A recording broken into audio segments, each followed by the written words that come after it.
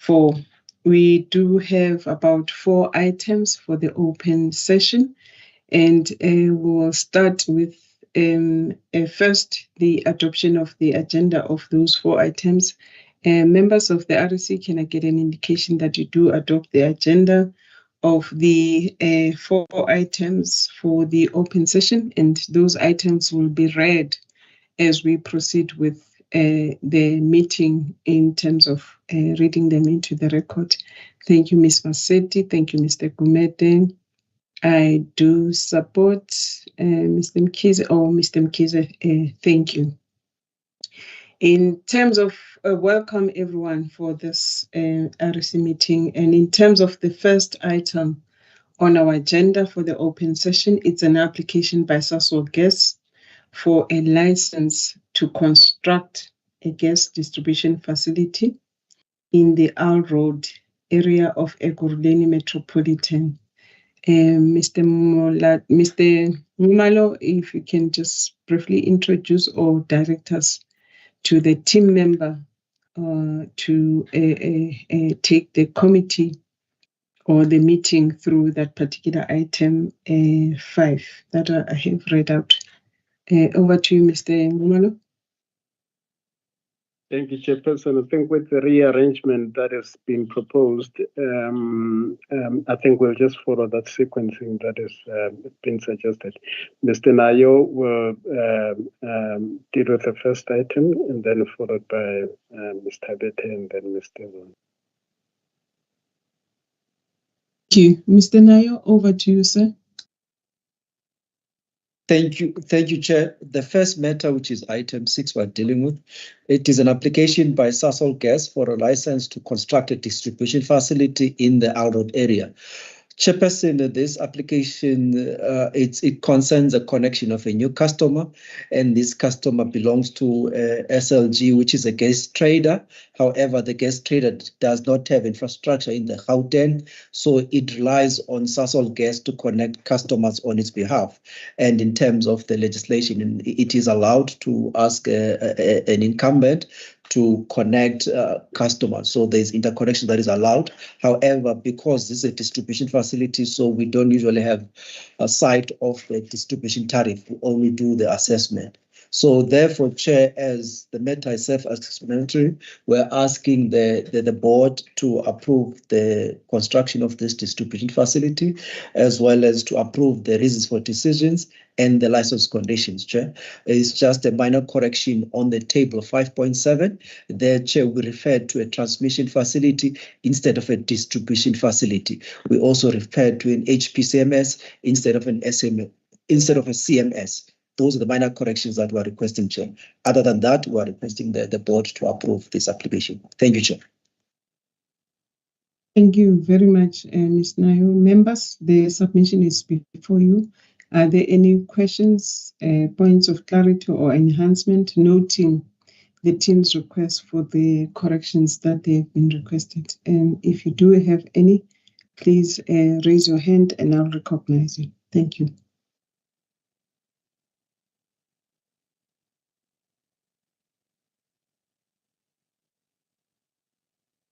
I see a hand from Mr. Gumede. Sir, you may come in.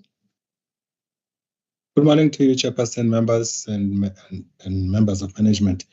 Chair, unfortunately, I had in my planning and of questions, I had sequenced my questions in respect of the original sequencing. But I had one question relating to this. By the way, the questions I'll ask them again in terms of the agenda item number 5, because that's where I made the actual annotations. But the question I have is, are these applications that are referred to in application in terms of 5 and 6, are they related? And if they are, why are the application dates different? But as I was saying, the majority of the questions I'm going to ask under item 5. Thanks, Chair. Thank you, Mr. Gumede. Mr. Nyayo or Mr. Ngumalo or rather Messrs. Nayo, Ngumalo and Milato, I don't see I don't know if any of you is going to respond to it, but I'll take it that Mr. Nayo, you'll be the first to start as the presenter of the item. Over to you, sir. Thank you, Chair. Thank you to Mr. Kumeta for the question. Chair, the applications might seem to be related. However, the one that Mr. Kumeta is referring to is a site one that an application was approved in 2013. This application we are considering today is for a site two. So the customer has got two premises. So it applied first for a connection in that site one. Now now the trader again is reconnecting this customer to site two. Hence now the customer names to be the same. It's two different sites. So the applications are not related in that manner because they are in two different places. So that is the reason for that. Thank you, Chair. Okay, thank you, Mr. Kumeta. You covered? Yes, I am, Chair. Thank you. Okay, thank you. I do not see any other hand. On that note, then, in relation to this particular submission, I would want to request members that we go to paragraph 10, or rather page 10, paragraph 14 of the submission on the recommendations. And the recommendations that are requested from this particular meeting is that, it's paragraph 10, it's page 10, paragraph 14. And the request is that the REC should approve the following: an application by Sasol Gas Pty Ltd for a license to construct a gas distribution a gas distribution facility in the R Road area of Ekurhuleni Metropolitan in Gauteng Province, and B, that the attached licenses and as Annexure 1, and C, that we approve the decision and reasons for decision that are attached as Annexure 2. On that note, members, can I get an indication that we do support the request in terms of the recommendations of paragraph 14? Thank you, Ms. Masetti. Thank you, Mr. Kumete. I do support, and thank you, Mr. Mkize. Mr. Nayo, your submission has been approved. We then move on to the agenda item that was initially listed as item 5. We will take it as item 6, which is an application by Sasol Gas Pty Ltd for the amendment of the conditions of its license to operate a gas distribution facility in the R Road area of the city of Ekurhuleni municipality in Gauteng. Over to you, Mr. Ngumalo or Mr. Milatu or Mr. Nayo to really guide the committee on this particular submission. I'll just get an indication who is coming in. I see it's you, Mr. Nayo. Over to you, sir, in terms of the presentation. Thank you, Chair, again. This is an application by Sasol Gas to amend the conditions related to its license to operate gas distribution infrastructure in the R Road area of Ekurhuleni municipality. So, Chair, we are requesting that the board approves the amendment of these conditions. So we're also requesting the board to approve the reasons for decisions, as well as the addenda which concerns the license conditions that are being amended. Chair, as stated in my previous answer, this is an application by Sasol Gas to amend its conditions of license. If we recall, Chair, on the 17th of July last year, the NESA approved a license for Sasol to connect a new customer in the R Road area. This new customer, it belongs to SLG, and this customer had its first premises that it wanted to be connected. As SLG does not have infrastructure, it had requested Sasol to do the construction.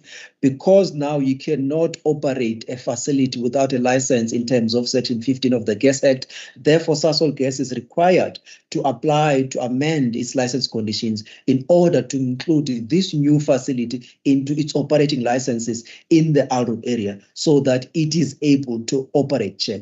That is the reason for this amendment. So it is a requirement in terms of the law, because they cannot only construct. Section 15 is clearly stipulated that each activity must be licensed separately. Hence, then Sasol had to come back after the construction was done with an operating license. However, they don't need a new operating license because already they've got an operating license for the area. However, that operating license does not have this newly constructed infrastructure. Hence, we are requesting the board to approve this amendment application so that this new facility is included onto that operating license for the Alroad area.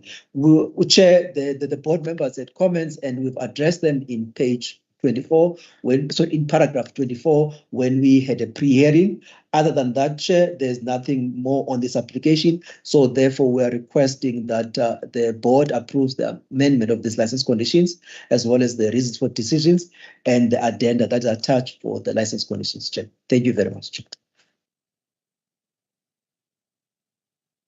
Thank you, Mr. Nayo. Members, the submission has been presented before you. Are there any questions, issues of clarity or enhancements? Mr. Gumeta, I take it that you may have some over. Okay, I see Mr. Mkiza has come in first. Mr. Mkiza, then he will be followed by you, Mr. Gumeta. Mr. Mkiza? Thanks, and thanks to Mr. Nair for the presentation. Chairperson, just got two things. I see that on page 12, for example, and throughout the document, if you look at 2A, that entity written in short here is highlighted and struck through as if it is it's confidential. I just would like to know why, and then because I don't get even in the presentation, it's not treated as such. So I just would like to get to understand. And then two, shouldn't we be writing this in terms of the heading as it's a request for the inclusion of this distribution facility in the operation license, because the license is already there, and therefore here we're talking of the inclusion. I think in the recommendation is likely written as an amendment. So if we could just be consistent and write it such that you say if you want to have the term amendment is to amend it to include this area, then it will kind of make it clear. Yeah, that's all I just wanted to say. Thank you. Thank you, Mr. Mkize. Mr. Gumede? Thank you, Chairperson, and thank you to Mr. Nayo. Great presentation. I have two very fundamental questions. And I'm reading this, and that's why for me both they apply to both the item that we've dealt with and this one.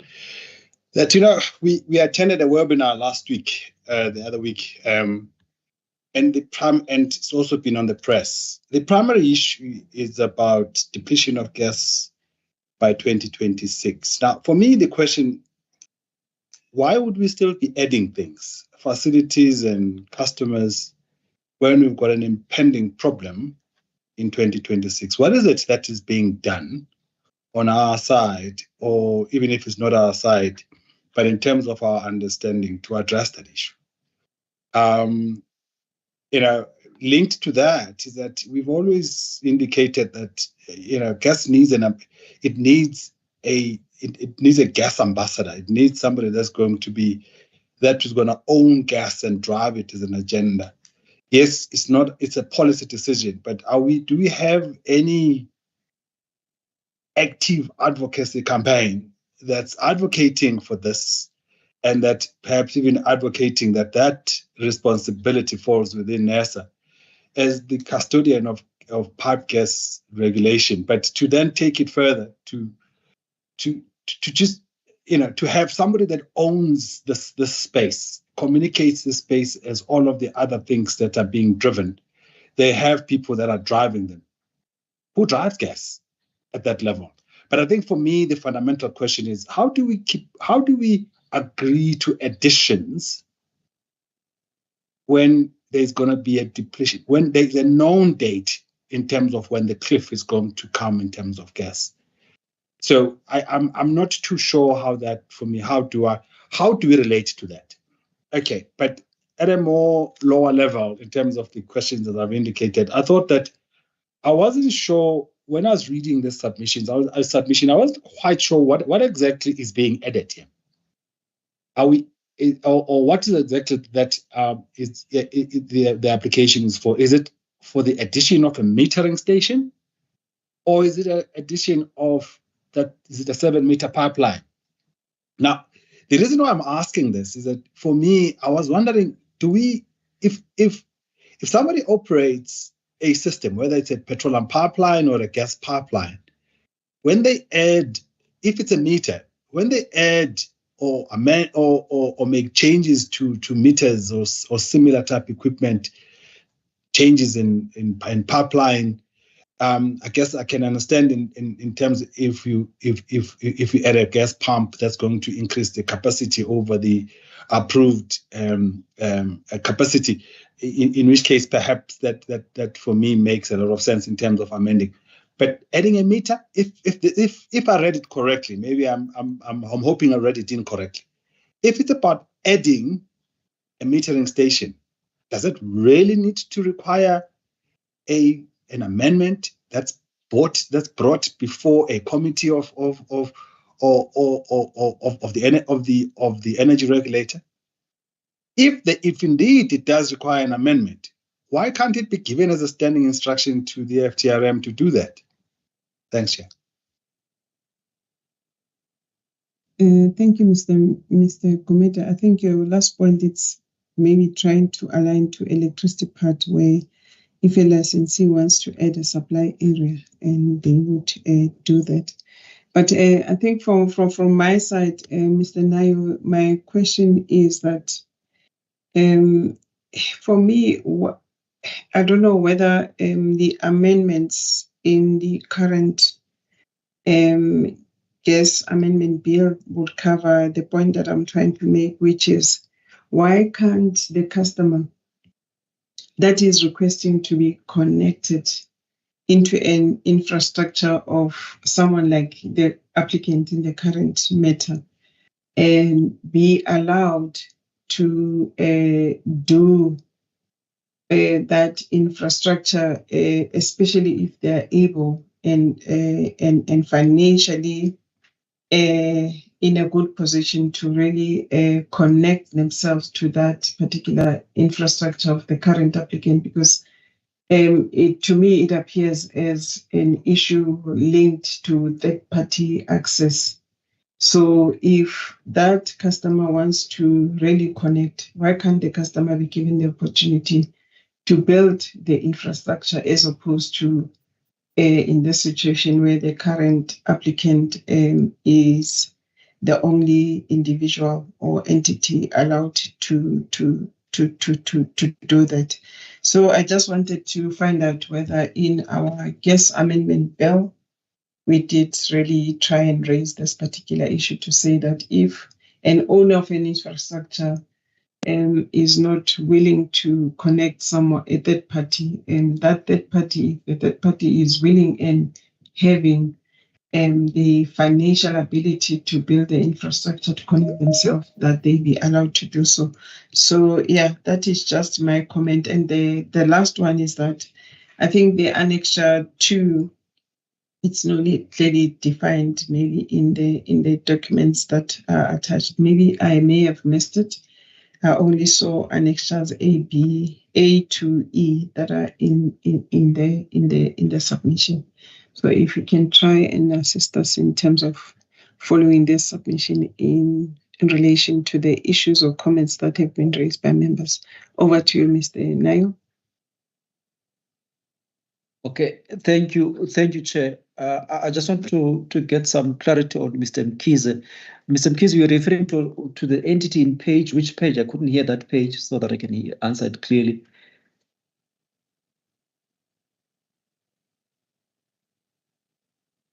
I couldn't hear that part. Sorry, Chair. It's also on page 4, 8. Paragraph, A. page 4. Paragraph 8A. You've got the 8A. entity throughout, but you are just one. Okay. All right. No, thank you. No, thank you, Chair. No, the entity there is a trader, is a well-known gas trader, so it is not confidential, Chair. So we can clearly stipulate that it's SLG, and in my presentation I've spoken about it. So it is not confidential. It was an error in there, so we'll fix that, Chair. Thank you very much. And then also the second question on Mr. Mkhize. Yes, thank you very much for the enhancement, Mr. Mkhize, that we should state as such that it is an application to include a new facility in that distribution area. We are amending by inclusion of a new facility in that distribution area. Yes, we'll do that, Chair. Thank you very much, Mr. Mkhize. And then in relation to Mr. Gumeda's questions, yes, they are hard hitting, it's tough ones, but we are going to come with this answer for them. Mr. Kumeda, yes, it's been presented in many platforms that there is a gas cliff coming up post 26, 2027. As we know, the geology of a gas field, nobody knows exactly, but that's where the estimation is. However, when we've spoken to the industry players and the industries, so there are plans of bringing additional gas, whether it's via, I think the most viable one at the moment that might work better than others, it's putting through an FSRU in Maputo and then reversing. I think the Romco entity indicated that is putting through an FSRU in Maputo and then putting that gas through the Romco pipeline, going to Rishana Garcia, and then coming back to Romco pipeline to South Africa. That is alternative.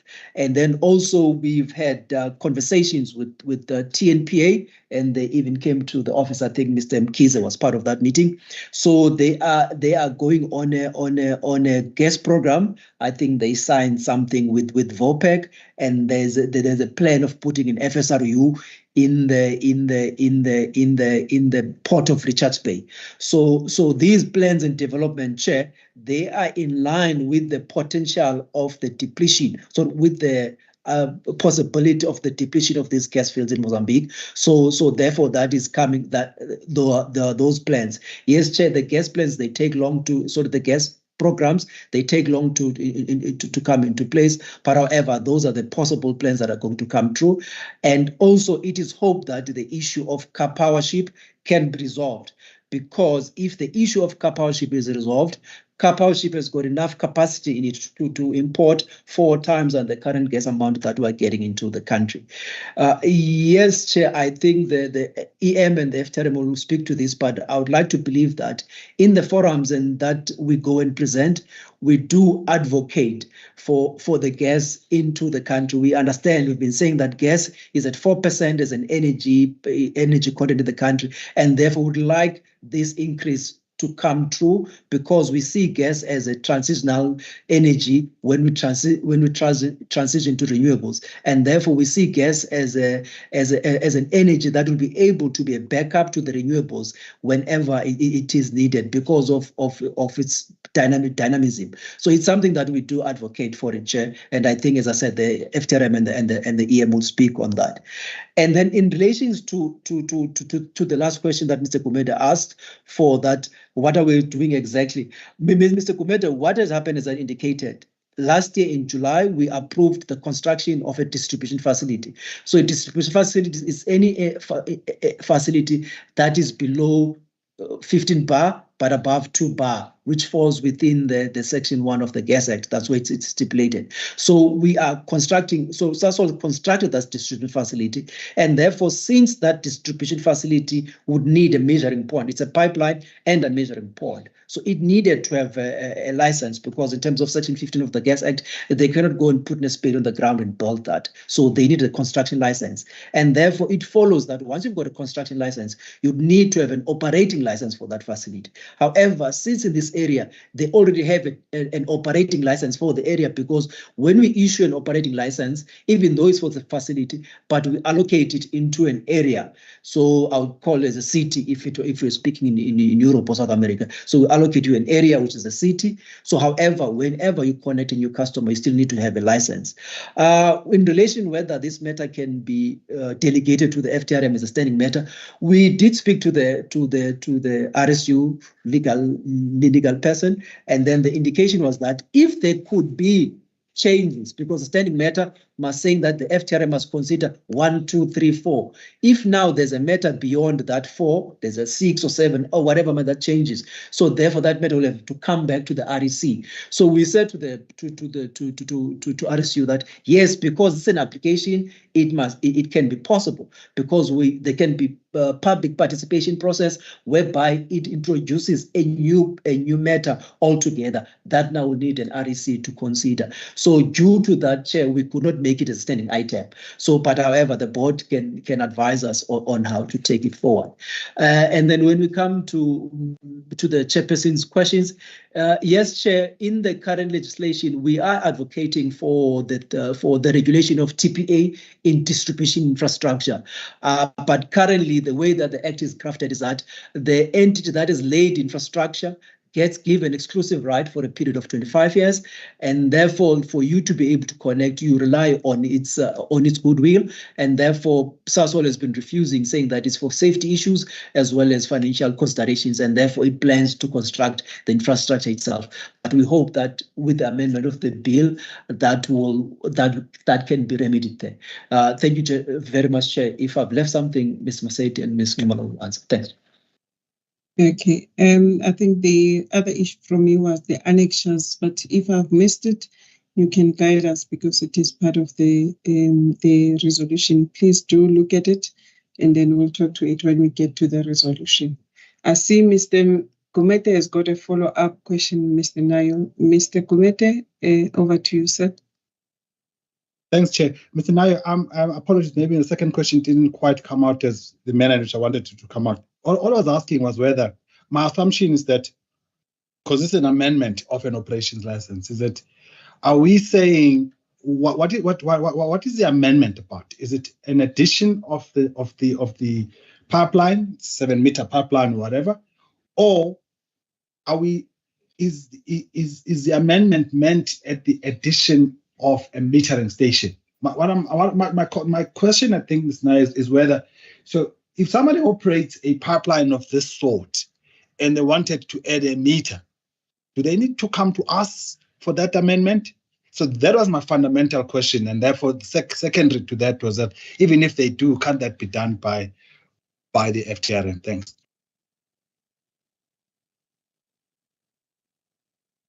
Thank you, Chair. Mr. Kumede, what has happened is just that now I'm trying to see if there is no map in this. Can I get given the opportunity to share, Chair? I just want to show something on the map here. Okay, you may do that, Mr. Nayo. In the interim, may I request Mr. Numalo to come in because I see his hand is up. You can just look at what you want to look at to assist in responding to Mr. Kumete in the interim. Mr. Numalo, you may come in, sir. Thank you, Chairperson. I think whilst Mr. Nayo is looking up the other details that he wants to, I just wanted to clarify one or two things. The amendment, Mr. Kumete, is essentially for inclusion of the newly constructed facility. And I think just for correctness, the facility in question is a 6-meter pipeline. It's a very small pipeline. It's not a 7-meter pipeline. I think that 7 meters is an error. It's a 6-meter pipeline. But currently, there is no standing instruction for the FTRM to basically approve this sort of thing. It's something that we can basically, in liaison with RSU, consider, basically just following the route that maybe the other divisions are following with regard to how it is treated, just to ensure efficiencies. But currently, there is no standing instruction given to, under the current delegation metrics, to basically give it to the FTRM. But just for specifics, it is for the inclusion of that 6-meter pipeline. And basically, that is supposed to be included in the license conditions. Chairperson, I think Mr. Nayo has got this, the other details that he wants to share already on the screen. Thank you, Mr. Ngumalo. Dr. Nayo, you may come in. Thank you, Chair. Can you hear me? Chair, if you look at this map I have here on the screen, the customer that is being connected is this star here. That's where the connection will take place. So that is what has been included. So these red lines are existing already. It's infrastructure that is existing. If you go to Albertine, you'll find these red lines running on the streets around Albertine. These are the distribution pipelines. So now this is licensed already. As I said, we license an operating area. So it is licensed with that infrastructure. However, now Sasol is adding this new 6-meter that Mr. Nimon is speaking about, this new 6-meter pipeline together with the customer meter station, because the CMS you need to measure and control the flow of gas that is supplied to the customer in that area. So in this essence, we're adding this lime line here with the star. That's what we're adding, Chair. In this already developed, if it was a map of the entire area, you'd see developed right through red lines running in the street of Albertine. So we're just adding that. In relation to your second question, Chair, to the annexure, I think, Chair, it was a mistake. It starts there, I think, on the item I have is page 29 of 63. It starts there. So after when we go to the reasons for decisions after paragraph 71, so we start there with the addenda that speaks to the distribution facility. So page 28 of 63 or 29 of 63, that's where the CO usually signs to say this matter has been approved. So that's what the annexure is referring to, Chair. We apologize, we did not write it. Thank you, Chair. Thank you, Mr. Nayo, Mr. Ngumalo, on the input. Are there any further questions or any issues of clarity or points of enhancements from members on the board on this particular submission? If there are none, may I request members that we go to page 9, paragraph 33, that has the recommendations on this particular submission, and the recommendations that members of this committee are to consider is to approve the application for Sasol Gas application for an amendment for the condition of its license to operate a gas distribution facility in R Road, Ekurhuleni Metropolitan, and also to consider the decision and reasons for decisions that are attached as Annexure A, and as well as to look at the Annexure 2, that is the addendum that needs to be approved. By show of hand, members, can I get an indication that you do support the recommendations that are tabled in that particular paragraph? Thank you, Mr. Mkhize. Thank you, Mr. Gumete. Thank you, Ms. Masetti. I also support. Thank you, Mr. Nayo and Mr. Ngumalo, for all the responses that you have given to the members. We then move on to item 7, which is the application by SLG Pty Ltd for the amendment of its conditions of its license to trade in gas in the province of Gauteng. Over to you, PGR team. Mr. Ngumalo, you may introduce, I see Mr. Nayo will lead the presentation. Thank you. You may proceed, Mr. Nayo. Thank you, Chair. This is the third matter, item 7. It relates to an application by SLG, SLG to amend the conditions of license related to its trading license. As I've indicated, Chair, in the previous submissions, SLG does not have infrastructure in the Gauteng area. It has only got a trading license.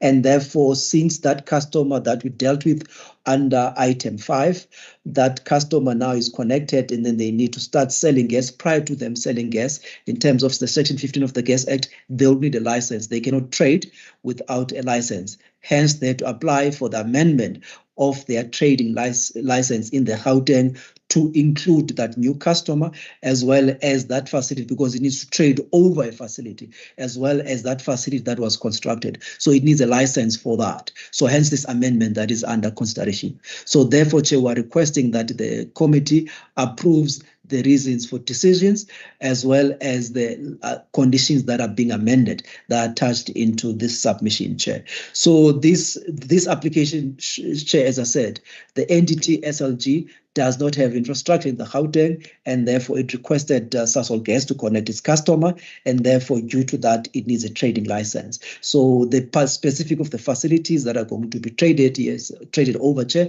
they are listed in paragraph 5.7. So Chair, as we've indicated, the customer there in paragraph 5.9 and the location of the customer. So that's what we're dealing with here, Chair. Thank you very much. So therefore, requesting the board to approve this trading amendment, this amendment of license conditions to trading license, as well as reasons for decisions and the license conditions consent, Chair. So we've dealt with the concerns that were raised by the members when we were sitting. They are detailed in paragraph 6.2, Chair. Thank you very much, Chair. Thank you, Mr. Nayo, and the issues that were raised in the meeting under 6.2 are noted. Members, are there any questions or issues of clarity that you may have for the team? If you do, please do indicate by raising your hand. I see Mr. Kumeta's hand is up. Mr. Kumeta, you may come in. Thanks, Chair, and apologies for this. I think I should have raised this before the meeting was opened, but under paragraph 3.1, the question, I know there was a round robin for the PGS, I think, to approve PGS or PGS to approve this delegation, but it's not in the delegation of the PGS to approve, but to recommend to ER to approve these delegation matrices. Now, the question I'm asking is this item here correctly? Okay. Or maybe to phrase it properly, is this committee the right committee to be considering this matter? Or I guess the question is, has the delegation now to REC been approved by ER? In which case, then ER, then the REC has the mandate to actually tackle this. Okay, thank you for pointing that out, and we'll also ask RSU to ask the team in responding to that question. I don't see any other hand from the members. Mr. Nayo, do you want to comment on that? Otherwise, we'll hand over this particular issue to RSU. Thank you, Chair. We've circulated the delegation matrix for recommendations by the PGS, and I think it was dealt with and approved on Thursday last week. So that's what we got from RSU. I think it's supposed to be on its way to the ER, Chair. So that was a matter. So we brought it here thinking that once the PGS had considered it, the committee will be in a position to consider it. But I think Mr. Butito will advise us on it. Thank you. Or probably in the absence of the adoption of the round robin, it may have to go to ER for approval. RSU, you may come in terms of this. But before that, let me just take Mr. Mkiza's hand. Mr. Mkiza, you may come in, sir. Oh, I was thinking of bowing out because I was awaiting. I think it would best maybe to await Mr. Chokwe to respond, because but in essence, I was saying that in my understanding is that we have made a recommendation via round robin, but has not been endorsed by ER. And if not endorsed by ER, then we still don't have the powers. So the alternative could be to send it through to ER for final approval, or to await ER's decision. Then we can round robin it. Thank you. Okay, yes, I think we are in between processes. And Tate Chokwe or Mr. Ntanzi, please, can you come in and assist us in terms of how we proceed with this one? Mr. Chokwe? Thank you, Madam Chairperson. I think Mr. Mkhize is right to say, because indeed the round robin has been approved. Until ER has actually given the mandate to proceed along those lines, it still has to go to ER. Thanks, Chairperson.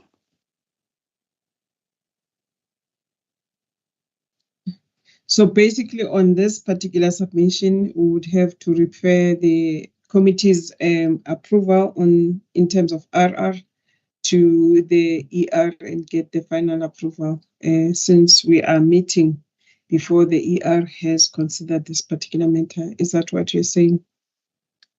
Chairperson, what we are saying is that if it's a pipe gas matter that has been left out from the delegation matrix, it belongs to a pipe gas, but it belongs to them for their recommendation. They can't finalize even at PGS because it hasn't been specifically delegated. And as a result, is the PGS that actually has to take it to ER as per the round robin. And REC actually, its hands are tied because this is not the matter for the REC. Thanks, Chairperson. Okay, so what you're basically saying that is this matter still needs to go to the PGS for recommendation to the ER, since it's not part of the delegated matrix. Am I correct, Ntate Choko? Chairperson, you are spot on. Okay.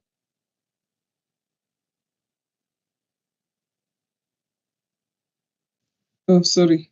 I say, Mr. Kumete, your hand is up, sir. You may come in. Chair, my request is also going to still be that when this matter, the delegation does go to ER for recommendation, there are such matters, I think, of adding or subtracting customers and things like that, of those amendments in electricity, those schedules 2s and 3s.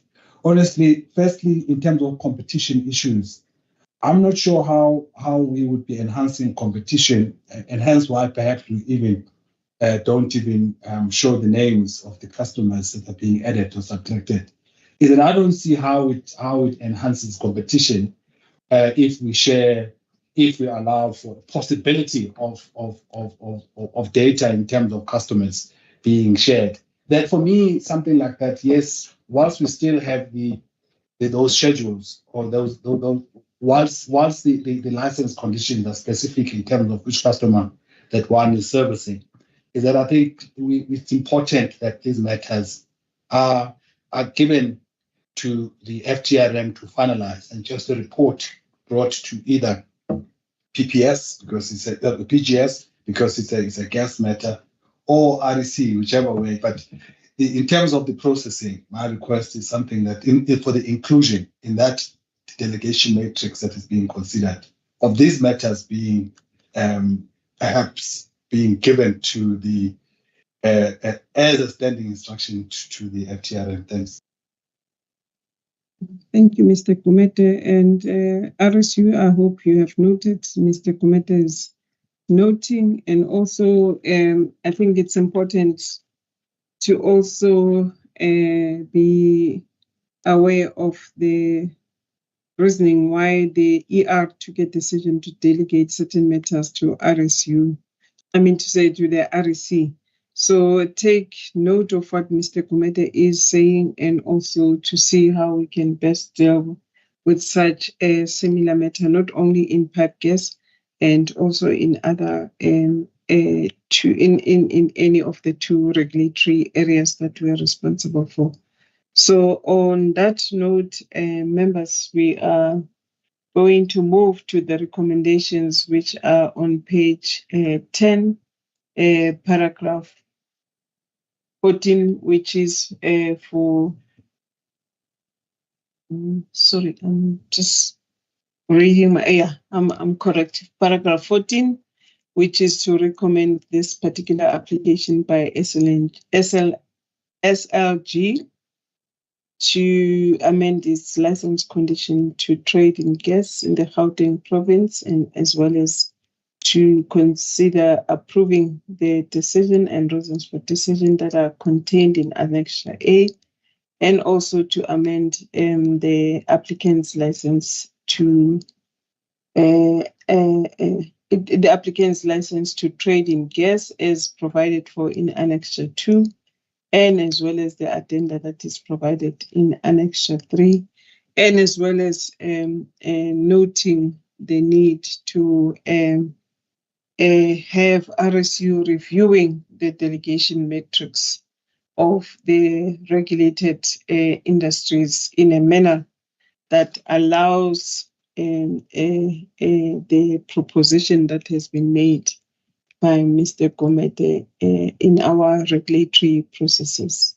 Members, by show of hand, can I get an indication that you do amend the recommendations contained in paragraph 14, and as well as the need to enhance the delegation matrices of the regulated entities such that it allows that we speedily approve some of our processes that needs to be considered.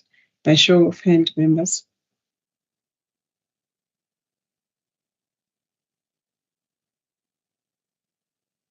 Thank you, Ms. Masetti. Mr. Mkhize, I also do support.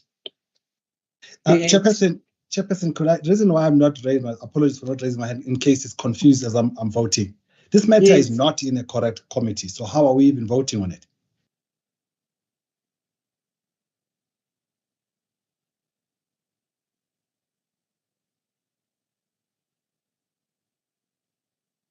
Mr. Gumede, my understanding as well is that despite the fact that there is no clarity, we are saying or maybe for me or as a committee to say that there is a need to enhance the delegation metrics.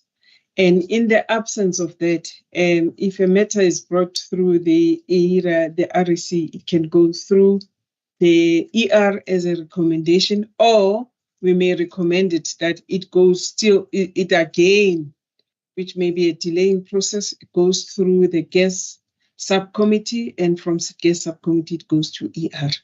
So there is a gap that is not clearly addressed by our internal processes. However, we cannot let the applicants or any interested or affected parties to be delayed in our decision-making process due to our internal processes. We need to really make a position that we recommend to the ER. It's either we recommend the submission to the ER for its approval, pending as well that the RSU do look into the delegation metrics, or we do not refer it to the ER. We approve it to say it must go to the gas subcommittee, and from gas subcommittee, it goes to the ER. And I think the timing that may be required to do all those processes may be lengthy. And hence, the approval that I'm proposing to say, we do recommend to the ER, because at the end of it, in terms of the act, the ER is the upper or the highest structure that can make decision on what NESA is supposed to be doing. We either recommend straight to the ER. In the interim, we also ask RSU together with the colleagues in gas to really refine the delegation metrics such that it is done the way we are wanting to see it happening. So I see Mr. Mkhize's hand is up. Mr. Mkhize, you may come in.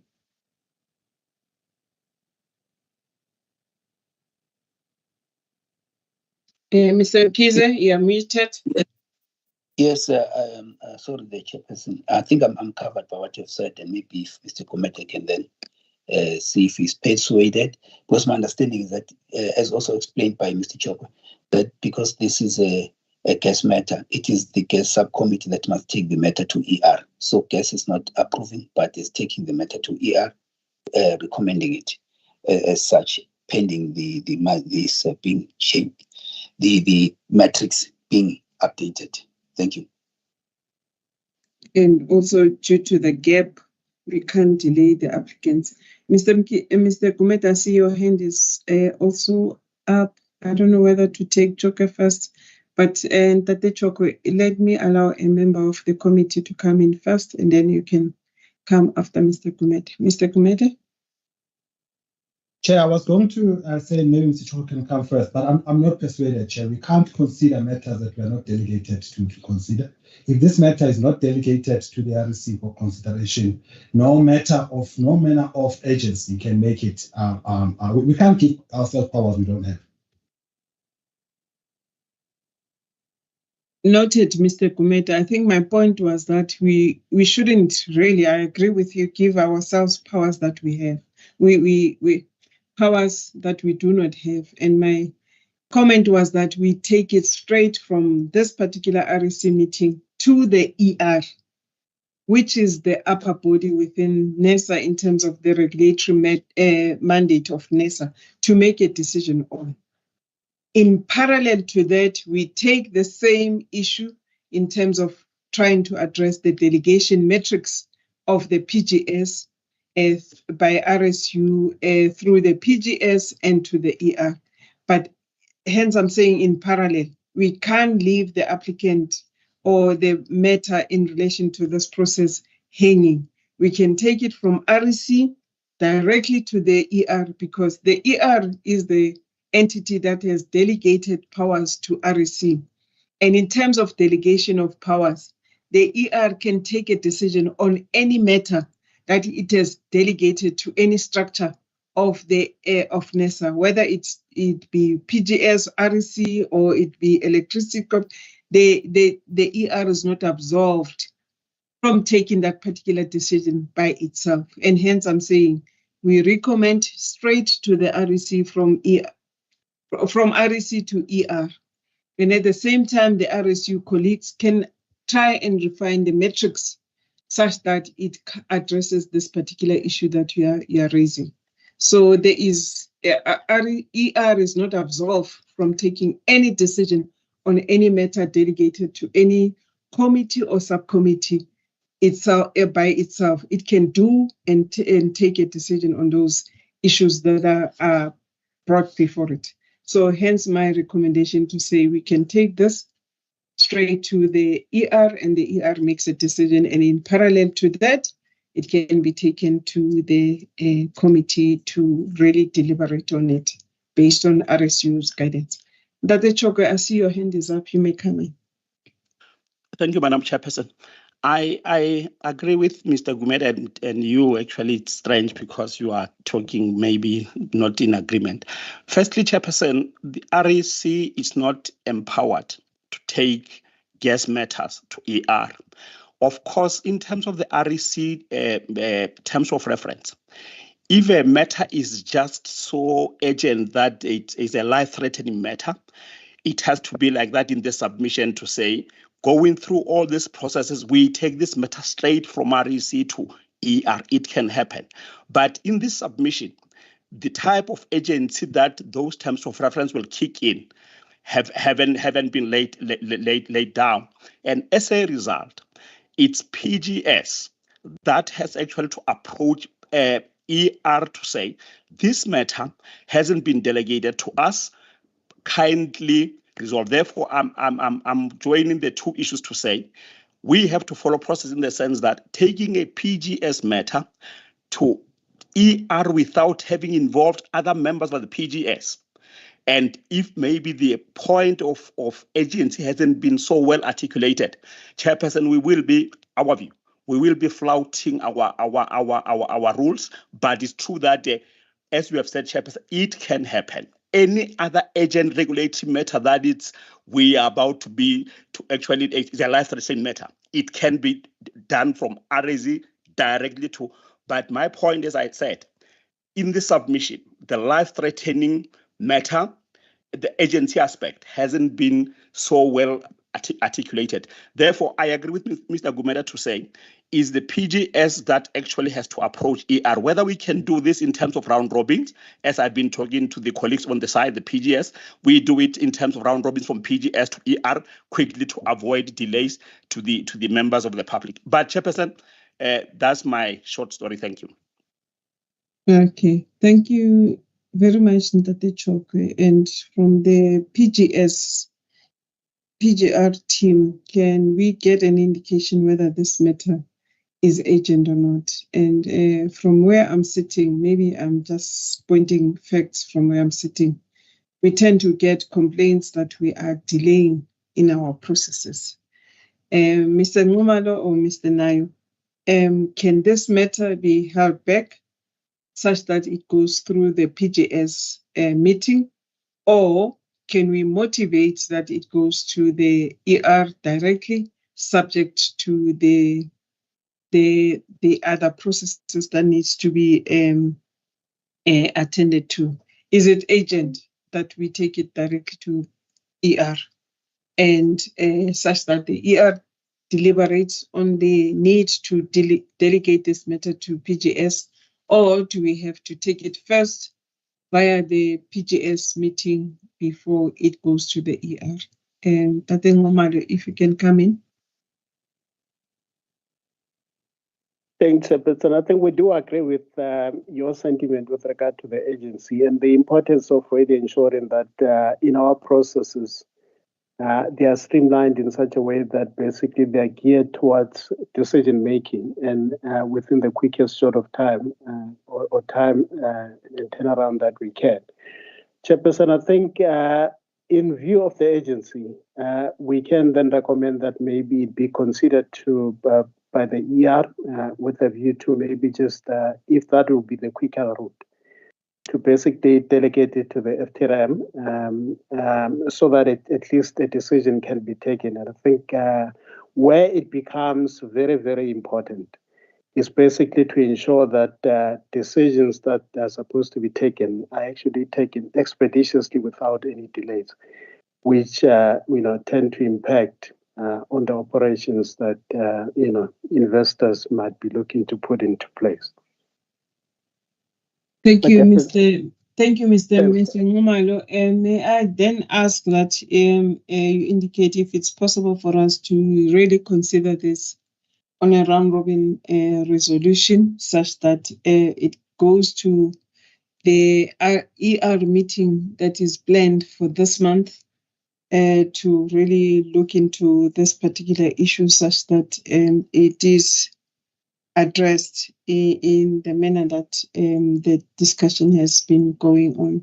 But I see there are other hands from members. I see Mr. Mkize and Ms. Bassetti. Let me just take them in that particular order so that we can come up with recommendations that we believe how such a matter and any other future similar matter should be dealt with. And Tate Mkize, you may come in. Thanks, Chairperson. Sometimes you get engrossed in these discussions and you forget whether you are at PGS or you are at REC.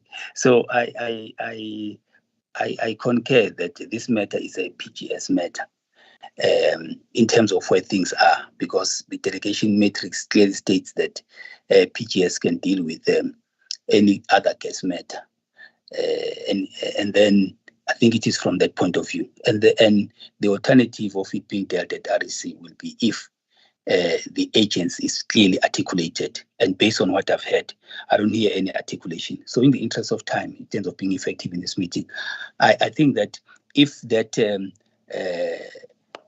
request for delegation for PGS to approve can be sent through, because we do have a ER meeting on this Friday.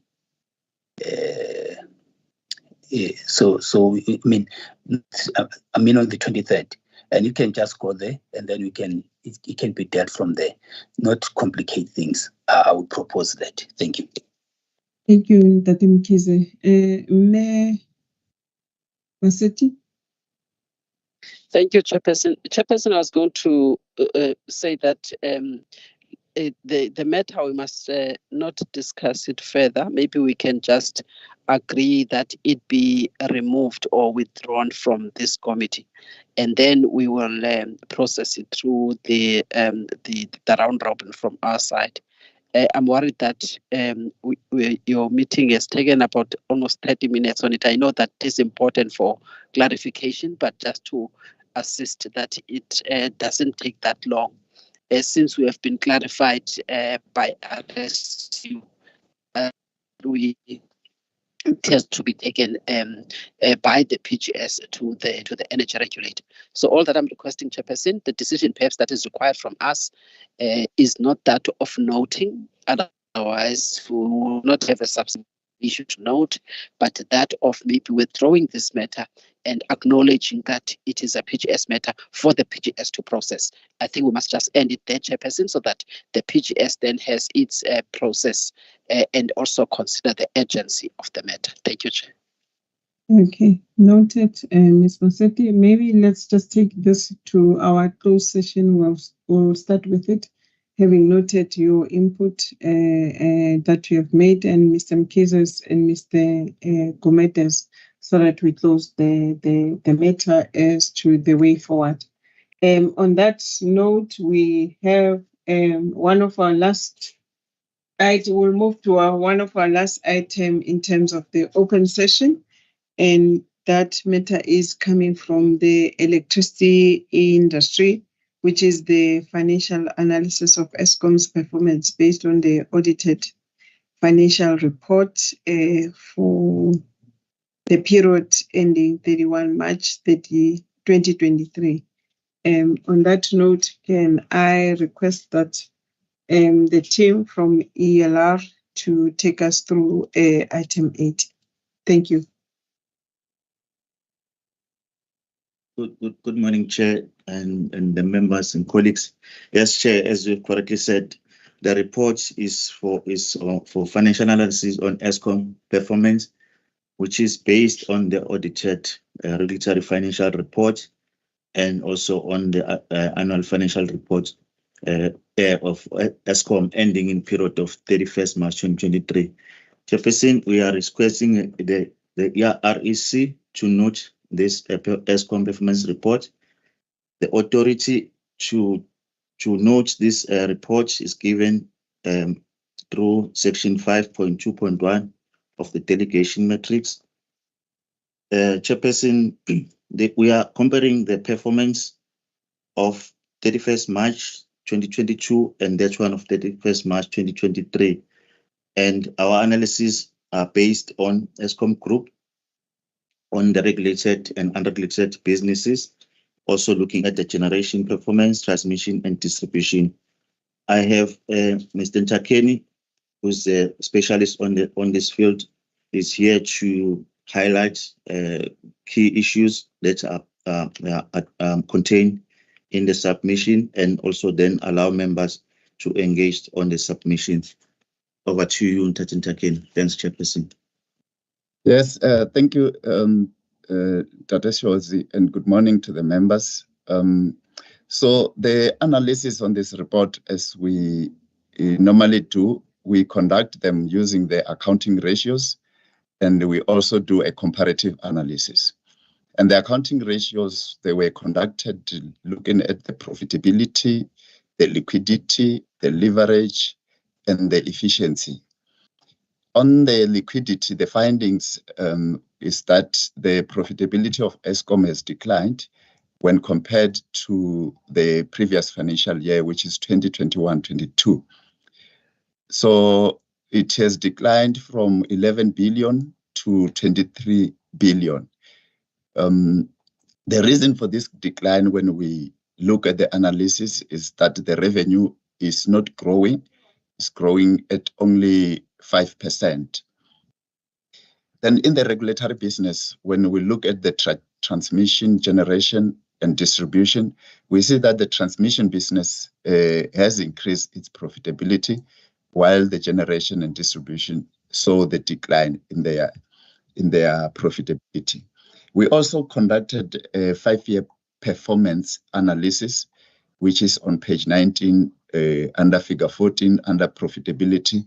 And our observation is that only 2021, over the period of 5 years, looked better in terms of profitability performance. And then with liquidity, the liquidity position is also below the norm of 1, and there is a need to increase the position of the current assets and also to manage the current liability. And with regard to the leverage, the Eskom is still highly leveraged, which is indicated by high debt ratio, both at the group and at the regulated business. With regard to the efficiency analysis, Chairperson, at the group level, the analysis shows that the utility takes about 2 months to collect the outstanding debt, and 1 month to, it takes about 2 months to collect the outstanding debt and more than 2 months to pay the which makes the utility to then have money to, or funds to service their debt. And then on the last part of the report, which deals with the comparative analysis, where we compare Eskom performance with NESA decision. Starting with the revenue growth, our ratio, the indication is that the revenue has grown by 4.8%. And that revenue, we can only attribute it to the tariff increase of 15.06, which include the RCA. And that is because the volumes has decreased. So we are only attributing that increase of 4.8 to the increase of 5.06 tariff increase. And then in terms of the decision, lastly, Chairperson, the regulator had approved 249 billion and the sales volume of 170 gigawatt for the year 2023. And Eskom's performance was in line or close to that decision, which was approved by the energy regulator, which will then make the RCA to be a minimum, or to be not not a big amount, because the difference between what the regulator has approved and what the utility has achieved in terms of performance, they are not far apart from each other. Chairperson, we are requesting the committee to note the analysis and also to inform the utility about the findings of this analysis. Thank you, Chair.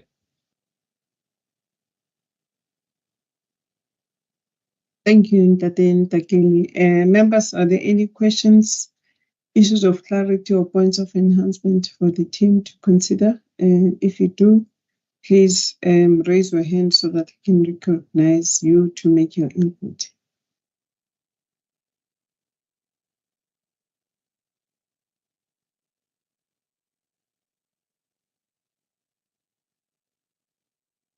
And Ntate Mkhize.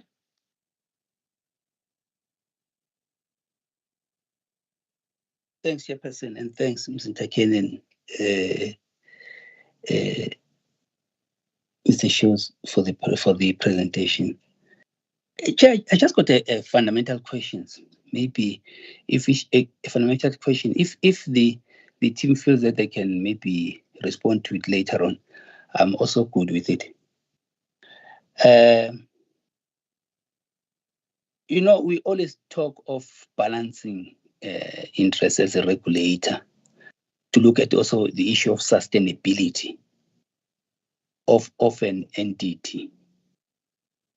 Where do you actually then get to draw the line?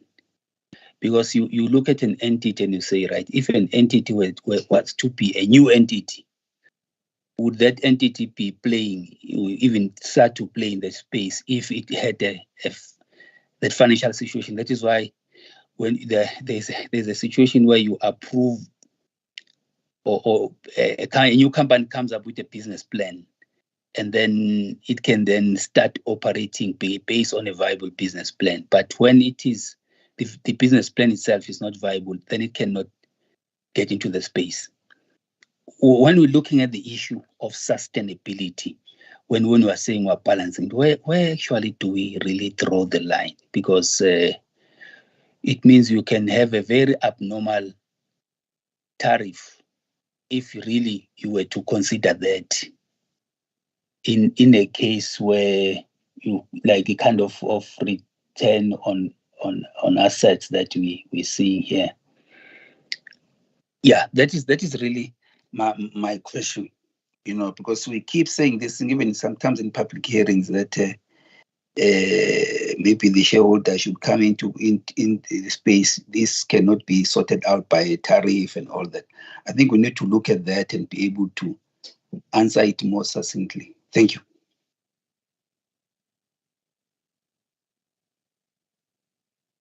Thank you, Mr. Mkhize. Team ELR, please kindly come in.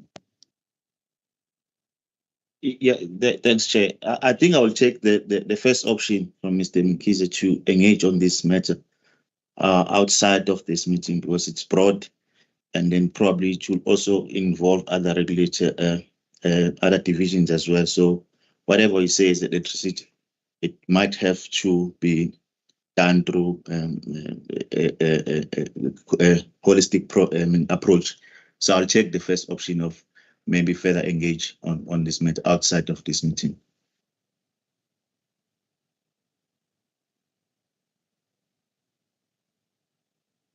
Chair, I'm good with that. Yes, and then in pursuit of transparency, we'll come back to a public platform once we've discussed. Thank you. Okay. Thanks, Mr. Shozi, for that. And members, may I take you to the recommendations that are on page 33, paragraph 12 to page 33, paragraph 12, and to see if we agree on the recommendations that are there. And the recommendations are that we, as REC members, we note the comparative financial analysis of Eskom's regulatory financial reports for the period 31 March 2022 to 31 March 2023, and that the financial performance assessment will be communicated to Eskom, and also taking note of the input or question that has been raised by Mr. Mkhize. By show of hand, can I get that indication, members, that you support the recommendations? Thank you, Mr. Mkhize. Thank you, Mr. Kumete. I do support. Thank you, Ms. Masetti. And the submission as presented, Mr. Shozi, it is supported for noting. And on that note, can I then declare that our open session of the REC meeting number 366 has come to an end. And let me thank our stakeholders and interested and affected parties that have joined us in this meeting to say that the meeting has now come to a close, and we will then continue to our closed session of the meeting. Thank you. Tate Mateja, please, may I kindly request that you tell me